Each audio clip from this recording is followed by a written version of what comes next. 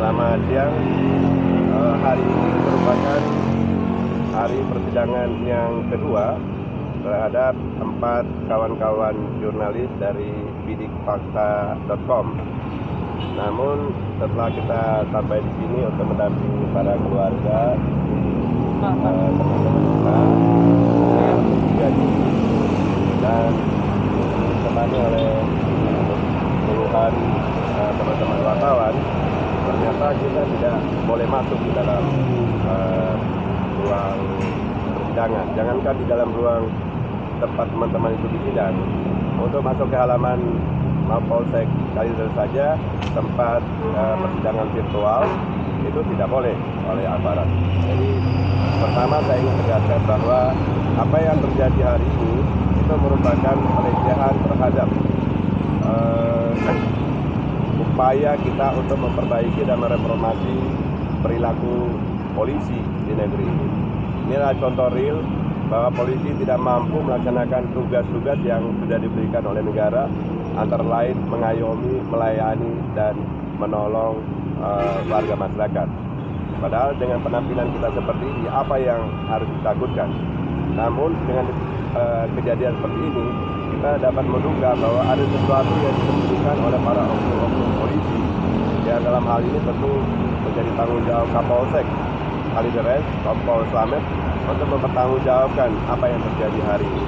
Saya Wilson Lalengke, alumni PPRA 48 Lemhanas RI, tidak dibolehkan masuk untuk menyaksikan persidangan. Itu satu hal yang terlalu mengada-ada dan berlebihan. Oleh karena itu saya menuntut kepada Kapolri agar segera dibenahi. Kalau perlu Kapolseknya harus dimutasi atau diberhentikan segera mungkin.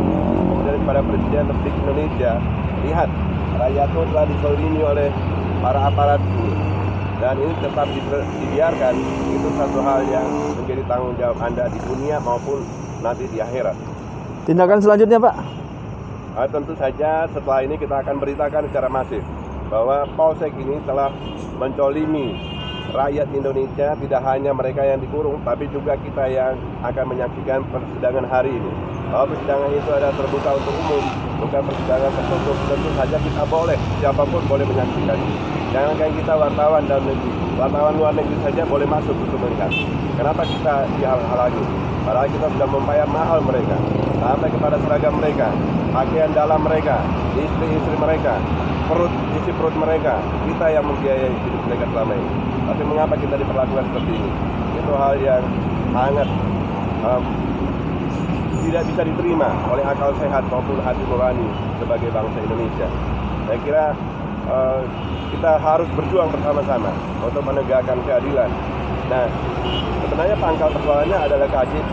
KJP yang digadaikan sebanyak kurang lebih 500 buah kepada seorang penadah, pada seorang rentenir, itu merupakan sebuah pelanggaran berat.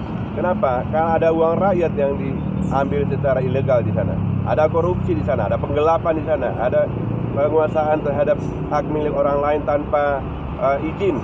Jadi ada banyak pasal-pasal sebenarnya harus bisa dikenakan kepada penadah seperti ini. Tapi polisi justru lebih berpihak kepada penadah itu sendiri. Ada apa di sana? Tentu menjadi pertanyaan publik. Kenapa seperti itu? Orang yang sudah jelas-jelas melakukan pelanggaran, tapi justru dilindungi oleh, langsung saya bilang oleh Polsek Kalideres, dengan menangkapi orang-orang yang akan mengungkap persoalan ini. Teman-teman wartawan yang berupaya untuk mengungkap kasus ini, justru mereka ditangkapi dan ditahan dan sekarang diproses pengadilan. Saya berharap pengadilan bisa bersikap adil. Kalau memang mereka salah, katakan mereka bersalah. Kalau mereka benar, jangan dipersalahkan. Jangan karena demi negara, karena negara bisa malu, negara bisa dipandang negatif oleh masyarakat, maka mereka harus dipersalahkan. Tidak boleh seperti itu. Yang benar tetap tegakkan yang benar, yang salah tetap dikatakan salah. Jaksa juga harus berani mengatakan bahwa mereka tidak bersalah kalau memang Anda menemukan BAP itu diduga telah direkayasa dan sebagainya. Jadi itu penegasan kita hari ini. Oleh sebab itu saya berharap sangat kepada Presiden dan para pimpinan Polri untuk membina anak buahnya dengan sebaik-baiknya. Demikian. Jadi ada kemungkinan untuk Polri, Pak?